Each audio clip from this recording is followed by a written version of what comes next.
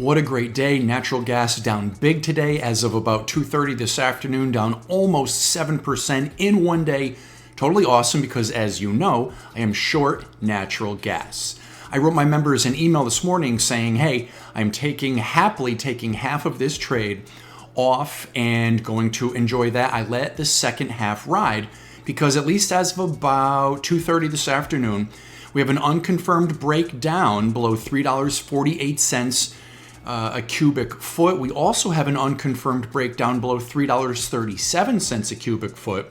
If we can confirm the breakdown tomorrow, natural gas could fall further. If we can confirm the breakdown, natural gas could fall potentially all the way to $3.07 a cubic foot. Congratulations if you are in this trade with me. This morning, I also exited the second half of my short bond fund position. Now, it would have been even happier had I exited some of that on Friday, but that's okay. I can't tell the future. Nobody can. I did say on Friday in my video that if the 10-year yield would close below 4.43%, that I could exit some more of my positions. Well, with 2 minutes to go in the trading day on Friday, it was at 4.43, and then literally in the last minute, it went down to 4.42. I did not exit any of my short bond fund position. I kept it for today. Bonds, these yields were down today, meaning bond funds are higher. That goes against my short bond fund position. That's okay. Plenty happy to exit that trade. So I'm fully, completely out now of my short bond fund trade because now, at least as of about 2:25 in the afternoon, we have a confirmed breakdown in the 10-year yield below 4.43% in a bull market. Lower yields are bullish, so possibly this is one thing that can keep the stock market going higher. Here's the S&P 500 confirming the breakout as of 2:32 this afternoon above 6,259 or so. This is bullish. In order for the S&P 500 to fall now, that first point that we would have to confirm below would be, again, that same level at 6,259. If it can ever do that, the next level to break below would be about 6,188. But very bullish here in the stock market. In my opinion, according to my research, there is still room in the immediate to short term for stocks to run higher. Because in the medium term, those underlying mood swings between happiness and fear are happy, but they are not at exuberance. So there is still that room to become happier. In the short term, more immediate term, the underlying mood swings between happiness and fear are anywhere kind of between neutrality and slight happiness. So even in the short to immediate term, things can become happier, more exuberant, aka can be higher prices.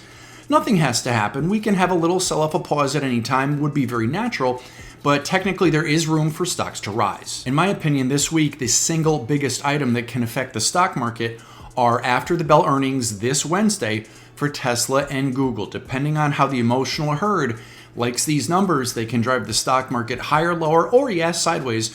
Be watching the stock market Wednesday after the bell and Thursday morning. Even with these important numbers coming out, the average S&P 500 tech stocks implied earnings for one day, the move for one day is just 4.7% for the second quarter of this year. That is the lowest in 19 years. That is very low implied volatility on earnings day. This is according to Bloomberg, Goldman Sachs, and as reposted by the Kabasi letter.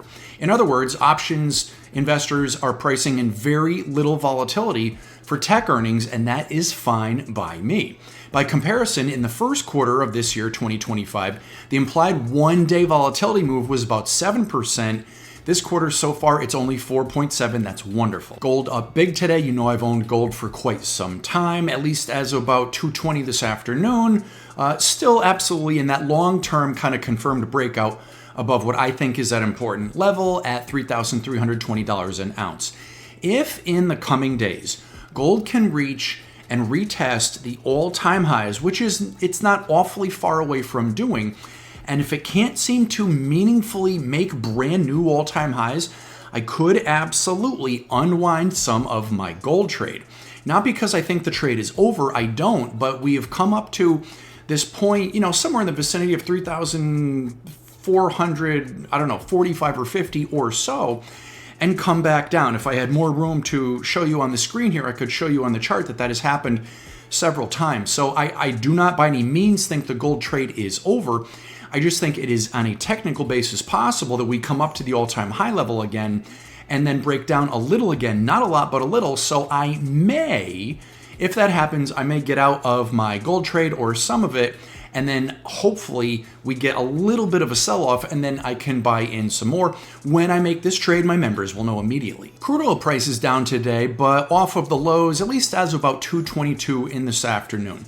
We still have that confirmed breakdown in U.S. crude oil between $67.92 a barrel and $64.42 a barrel. If we can come down to that lower level and not close below, well, and not really confirm below $64.42 a barrel, that potentially could be a place to start to go long crude oil. A little bit more patience for a possible long crude oil trade. This is not investment advice, and if you don't know me, I'm John Crocker, professional investor, proud American, cigar lover, and owner of Crocker Capital, LLC.